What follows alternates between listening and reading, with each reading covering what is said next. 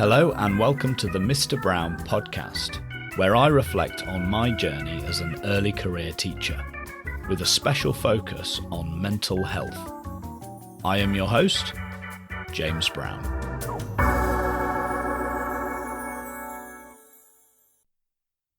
Salutations.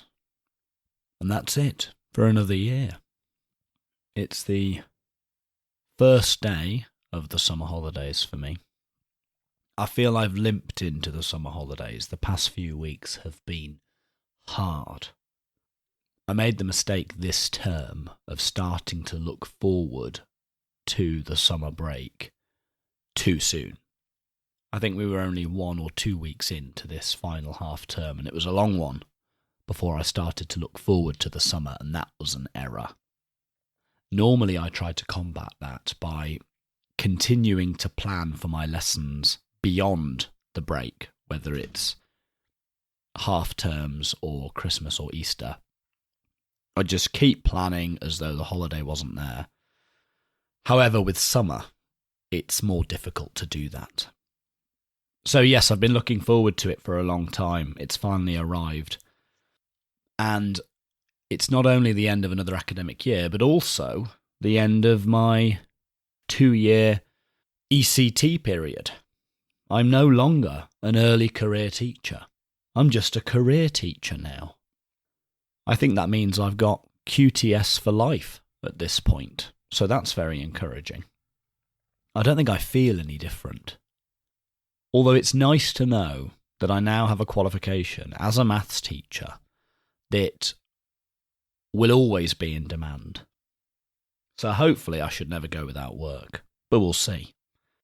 I think I will do a full episode, perhaps in a couple of weeks' time, where I reflect on my time as an ECT, after I've had a couple of weeks to wind down. And I've also got some plans for other episodes that I'd like to do this summer. In the meantime, however, today I thought I'd just do a quick check-in, so it won't be a long episode, but there's a few things I wanted to mention. First, carrot cake. 2 girls in my tutor group asked me what my favourite cake was one day, and I told them carrot cake. A couple of days later, bless their hearts, they came in with a wonderful carrot cake, and they'd done the icing themselves. They wrote on the icing, "Sorry for being silly in tutor." They were silly at times, but they have nothing to apologise for because I loved being their tutor. And indeed, I loved being a tutor for that whole class, my whole Year 9 class this year. It's been a real pleasure. But to those 2 girls in particular who got me the lovely carrot cake, I said I'd mention it on the podcast, so here I am. Thank you ever so much. It was really appreciated, and the carrot cake was very much enjoyed. Something else I wanted to mention. At my school, the final week of the year is, well, it was formerly known as Enrichment Week. I think that's changed now. It might be known as Activities Week.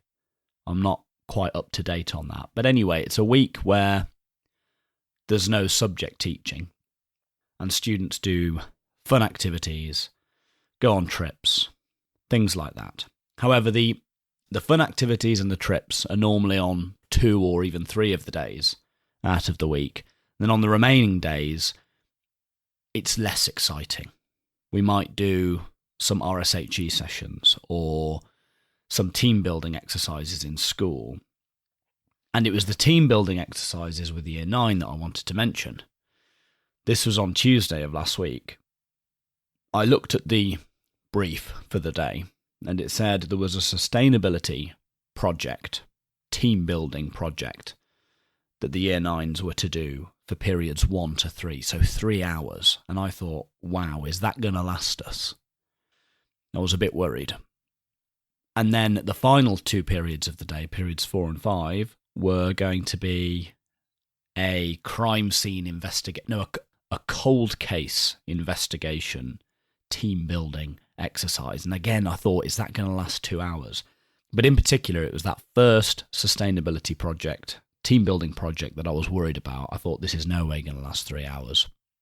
And I have to say that I went into that day, the Tuesday, a bit worried, like I said, and not especially motivated. This often happens when I'm required to do something out of subject, and I think a lot of other teachers feel the same. It's more difficult to muster the motivation to do it. And again, I know I keep banging on about it, but if you go back and look at self-determination theory, the theory tells us that to be motivated, we need to feel autonomous, competent, and a sense of belonging. And if we're required to do things out of subject, first of all, we're required to do it, so that doesn't sound very autonomous to me. And if it's out of subject, we're certainly not going to feel as competent. So I do struggle sometimes to get excited about these sort of activities, and I certainly did on Tuesday. But we had a briefing in the morning, and the year leaders rightly said that you'll get out of it what you put into it. And so they encouraged us to really big it up, put on a show, get the kids excited. And I said to myself, okay, I'll do this, but I'm still not that hopeful. I wasn't that excited about the activities, and I expected the students wouldn't be either. But my students surprised me, and it was wonderful. So I introduced the projects, this sustainability project, in the morning, and the students really got hold of it. They ran with it, and it wasn't long before their enthusiasm for this project spilled over into me. Their motivation was contagious.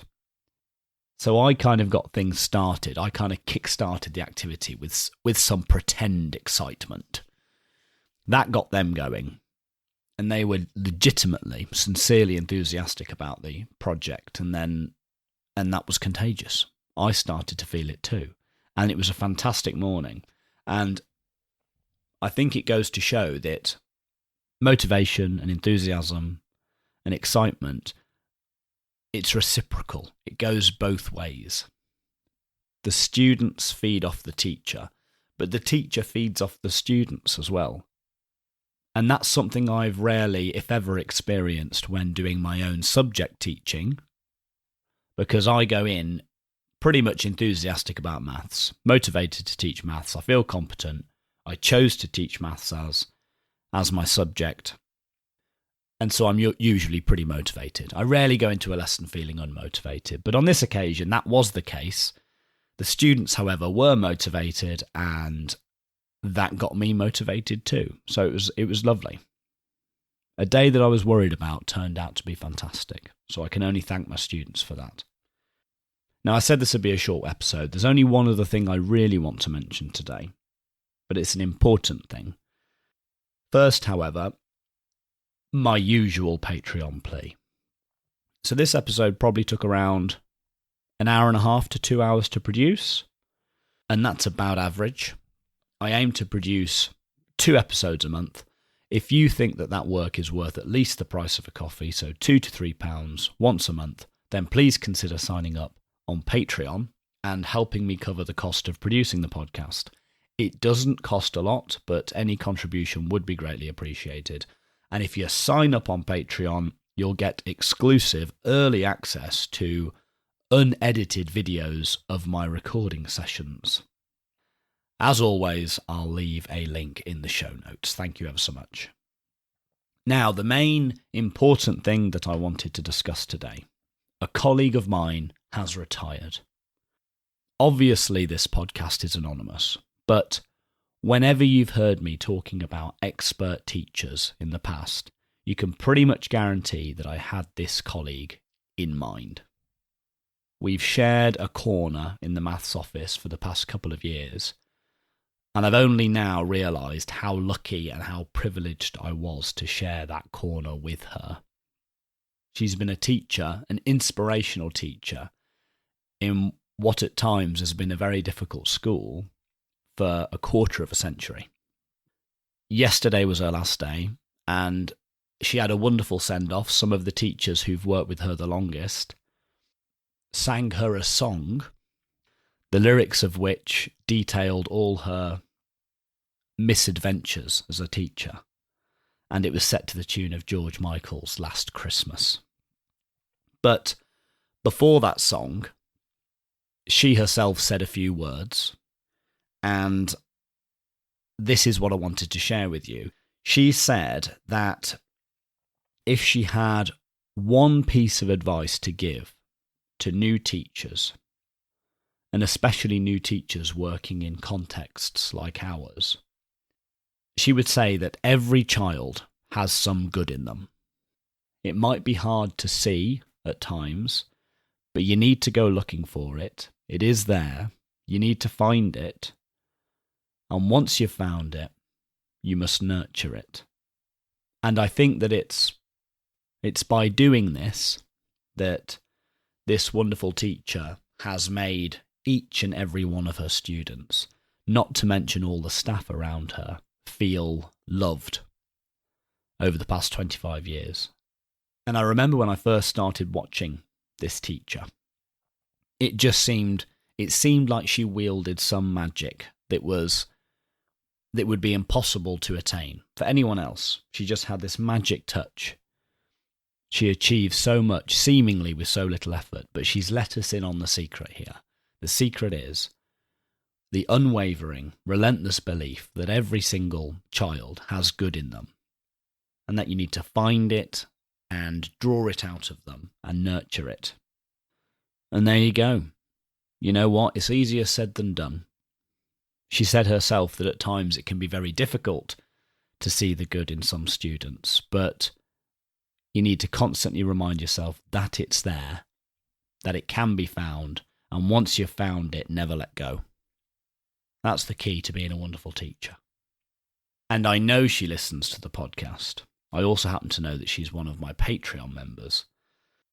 And so I'll say again, I told you yesterday, but I'll say again, you'll be greatly missed. Our little corner of the office will never be the same. But as per the lyrics of the song that those wonderful teachers sung you yesterday, you are one of the best. You're retiring now, and you do deserve a good rest. Okay, that's it for today. I will speak to you again over the summer. I have an episode planned where I want to look at what game theory can tell us about classroom management. I'm looking forward to doing that one. And also, like I said earlier, I'd like to do a more thorough reflection on my time as an ECT, and perhaps also talk about what I'm looking forward to in what will be my first year as just a career teacher.